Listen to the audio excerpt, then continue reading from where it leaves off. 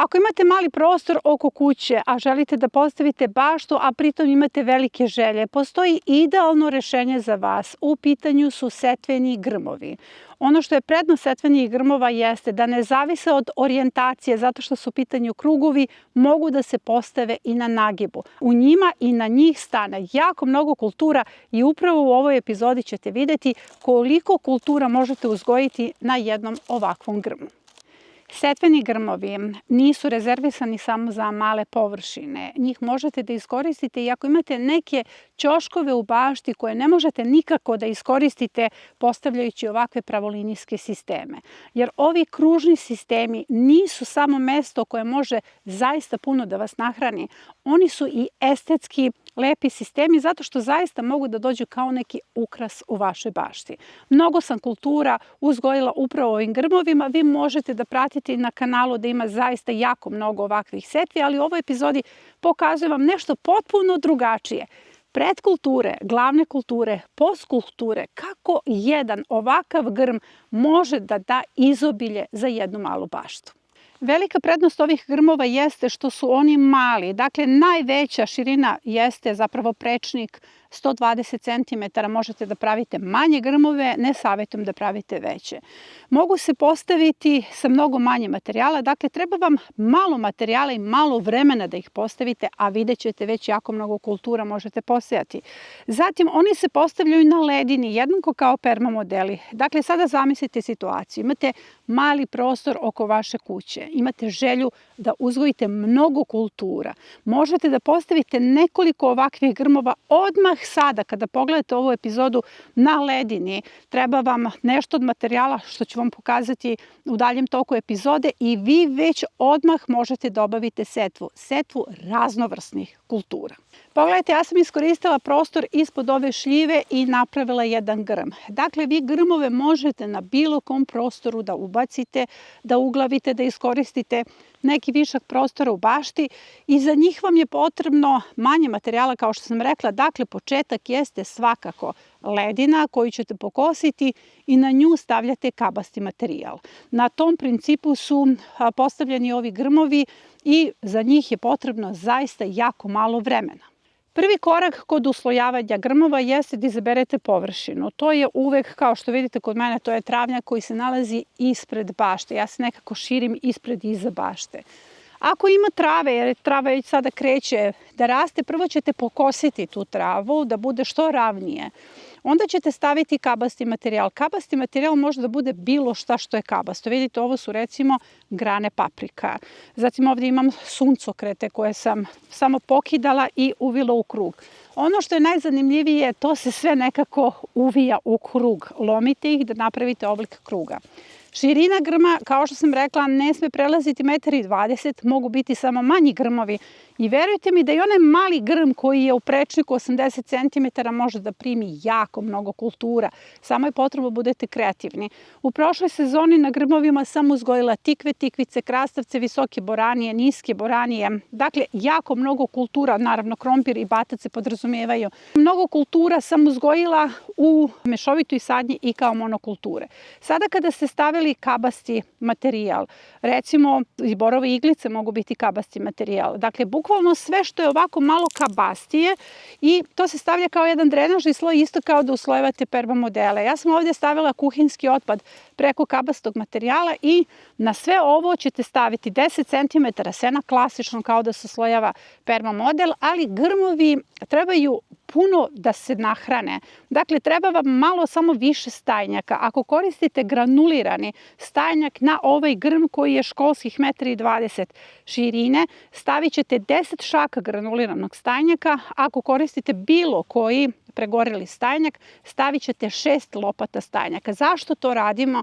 Zato što je grm manji, vidjet ćete sad, imaće jaku dinamiku, daće jako mnogo kultura i potrebno je dobro da se nahrani.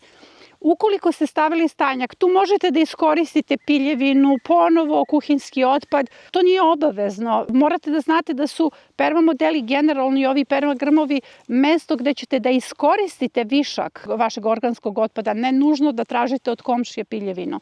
Dakle, nad stajnjakom će se staviti još 10 cm sena, to ćete sve da zalijete aktivatorom i vaš grm je spreman za setvu. Za to vam je potrebno zaista jako malo vremena, zato što su oni mali i slatki. I moram da vas podsjetim da je setva u krugovima mnogo prijemčivija za biljke, zato što se nekako energija korena zatvara u tom krugu. Biljke u krugovima mnogo bolje napreduju. Vidite, 2 setvena grma su spremna za setvu i ovde vam idu isključivo gnezda. Dakle, nećemo raditi tunele. Klasična gnezda, dubina 10 cm, prečnik više od 10, ovdje je prečnik 20 cm i napunite mešavinom 3:2:1. Podsećam, mešavina 3:2:1 je zemlja, kompost, đubrivo 3:2:1. Idemo sada na analizu, ali ću vam skrenuti pažnju da pre setve obavezno zalijete ova gnezda, jer sve što sejemo u mokra gnezda.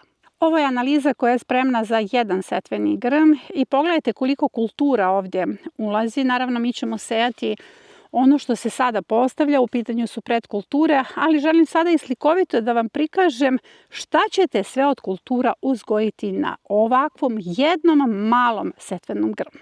Pogledajte šta je sve isplanirano za proleće, kompletan sistem za brzi uzgoj, to su naše predkulture i upravo sva ova gnezda su sada spremna da prime predkulture. Spanać, rotkvice, rukola, salata, grašak, mladi luk, sve će ovo biti puno svih tih mladih zelenih biljaka koje ćete ubrati već do maja kada se u ovaj setveni grm ubacuju glavne kulture.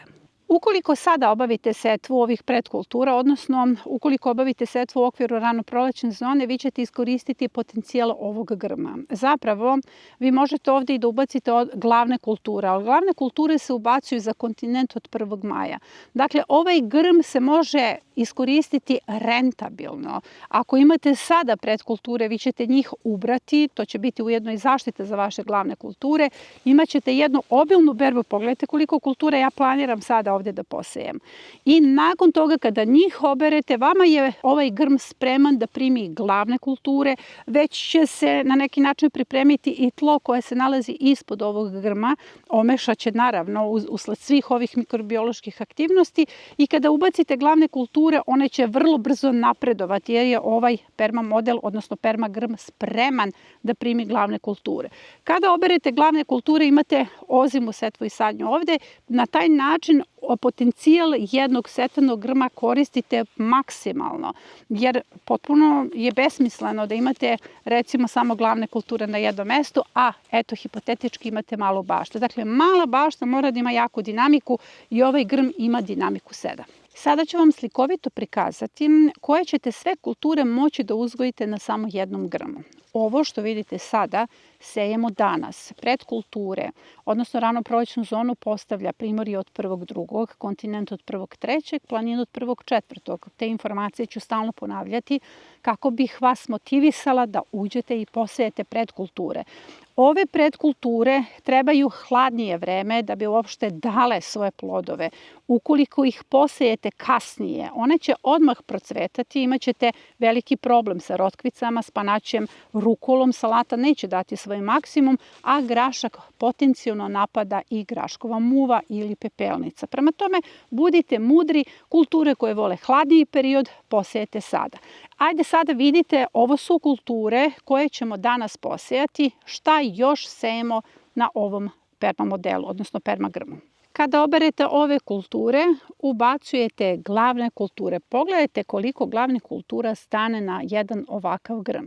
Imate par paradajza, čak 2 para paprika, 3 blitve, 3 kućice niske boranije, 2 celera, 2 kupusa koji mogu doći iza ovog graška, 2-3 praziluka, čak i više praziluk se svuda može ubaciti. Zatim kadifice i naravno batat. Ovo je jako dobra kompozicija na osnovu dužine vegetacije, afiniteta rasta i plodoreda. Dakle, ako imate malu površinu, a velike želje, putem ovakvih grmova te velike želje možete i da ostvarite. Pogledajte koliko kulture ima samo na jednom ovakvom grmu. Ali to nije sve. Dakle, kada oberete predkulture, pa ubacite glavne kulture i kada njih oberete, idemo ponovo sa setvom. Malo ćete nadograditi ovaj sistem, ubacujete ozimi beli luk, spanać ozimi i naravno radimo ponovo setvu graška. Na taj način mi smo iskoristili pun potencijal jedne ovakve površine, a jedna porodica sa nekoliko ovakvih grmova itekako može da se hrani. Sada sam vam pokazala kakvu smenu kultura treba da radite i kakav plan treba da primenite da vas jedan ovakav grm hrani godinu dana, od aprila do aprila, jer ovaj spanać koji ćemo ubaciti u ozimoj kao postkulturu, on će već u aprilu naredne godine početi da vas hrani, a u maju već berete grašak, a već u aprilu počinjete da jedete i mladi beli luk. Dakle, vi na taj način zatvarate svoj ciklus. Ovo je za vas gotovo rešenje. Samo je potrebno da ga preuzmete, primenite već danas u svojoj bašti. Čak vam ne treba ni neka velika početna investicija, zato što vi možete od, recimo, 2 bale sena da napravite bez problema, pa čak i 3 ovakva setvena kruga. Po ovom principu je urađen i projekat bašte. Podsjetit ću vas da su izašle 2 nove verzije projekta bašte. Projekat bašte za 10 gredica i projekat balkon bio bašte, dakle za vaše balkone, gde vam je svaki korak, svaka setva unapred isplanirana, ucrtana i snimljena, bez obzira da li sete na gredici ili u saksiji. U pitanju je doživotno rešenje bez roka trajanja, u pitanju je celovito rešenje, zato što uz to što je napisano imate i snimljenog vodiča, odnosno mene kao mentor, imat ćete osjećaj da sam s vama u bašti i da vam govorim tačno kako sejete i sadite. Zapravo link za više informacije vezano za projekat bašte nalazi se u komentaru ispod ove epizode, a sada ćete vidjeti kako ti vodiči izgledaju. Sada sejemo grašak, ubacit ćete 6 zrna graška u jedno gnezdo. Razmak među gnezdima je 20 cm i po tom principu je urađen svaki vodič za projekat bašte, gdje vam tačno govorim koliko semena ćete staviti na koju razdaljinu. U ovaj grm ću staviti više semena, zato što ne znam kakva je klijavost. Izabrala sam sortu Čudo Amerike, dakle birajte niže sorte, kraće vegetacije, zato što iza ovoga treba da posadimo kada se obere grašak. Ostavit ćete koren graška u ovom gnezdu, koren graška je azotofiksator i upravo na taj koren ubacujete kupusaricu ili praziluk, zato što i kupusarica i praziluk su smena iza graška. Kao što vidite, ovdje sam ucrtala da će grašak ići u 5 gnezda i u 5 gnezda ćete staviti 6 ili više semena u zavisnosti od klijavosti Čudo Amerike i sada je ovdje grašak posijan. Idem dalje sa setvom. Jako je važno da znate da ćete sa ovog grma imati veliku berbu raznovrsnih kultura, jer suština je da dođete i uberete razne kulture za salatu i za obrok. Sva lepota ovih predkultura koje pripadaju ono što ja zovem sistem za brzi uzgoj jeste što možete da birate šta ćete da posejete. Ja sam ovdje napravila raspored, onako nabacala raspored u tom grmu, a zapravo vi ste ti koji birate šta ćete posejati. Recimo, možete da posejete samo spanać. Ne volite rukulu, ne volite rotkvice, nećete salatu, nećete mladi luk, volite samo spanać. Možete da izbacite recimo rukulu ako je ne jedete i na njeno mesto stavite neku od drugih kultura. Važno je da znate da sve ove kulture imaju ulogu predkultura. Dakle, one će brzo dospeti za berbu, nahranit će vas, jednako će odraditi svoju ulogu bez obzira koju od tih kultura izabrali. Dakle, nemojte da vas ograničava ako je rukula tu, a recimo ne volite da jedete rukulu. Samo je zamenite sa mladim lukom, sa salatom ili spanaćem. Sada kada sam ubacila grašak, ja ću onako redom kako želim da ubacujem seme rukule. Ne morate nekog reda da se pridržavate, ali je važno da onako bude mešovito i da rukule ima svuda. Posućete u svaki grm 10 semena, evo ja sad sejem salatu. Snimatelj upravo kaže da će on postaviti ovaj grme pa će posejati samo salatu, luk i grašak. I to je sasvim u redu. Što se luka tiče, za luk za mladu berbu ubacujete u jedan grm, pa može da vam stane 8 sigurno.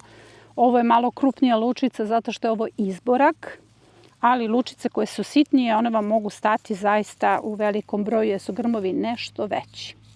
Ovo je sada posijano, kao što vidite kulture su označene, ali vi možete da menjate njihova mesta jer su to predkulture, ali kada su u pitanju glavne kulture, jako je važno da vodite računa na kojoj poziciji se nalaze koje kulture. Dakle, evo, ovo je sad posijano, preko toga se stavlja samo centimetar ove suve mešavine. Ja sam razbacala svuda i bit će mnogo lep prizor. Sad zamislite kada sve to nikne. Nikne spanać, rotkvica, malo rukole ovde, pa ovde nikne luk, pa onda iz nekih gnezda će izbiti salata, ovde se nalazi grašak. Zašto je važno da grašak stavite na ivicu, a ne usred? Zato što on će pasti sa ovog grma. Grašak je velika kultura, ovo su vam sve niske kulture. I na taj način dobijete ovako jedan setveni grm koji je onako bujan i pun zelenila. To je sve za danas. Nadam se da vam je ovo bilo korisno i da će u vašim baštama osvanuti ovakvi grmovi. A ono što vam spremam za narednu epizodu koja izlazi u utorak jesu setveni kvadrati. Jako dobra kombinacija, dobra dinamika i pre svega bit će odlični prizori. Do naredne epizode ja vas pozdravljam.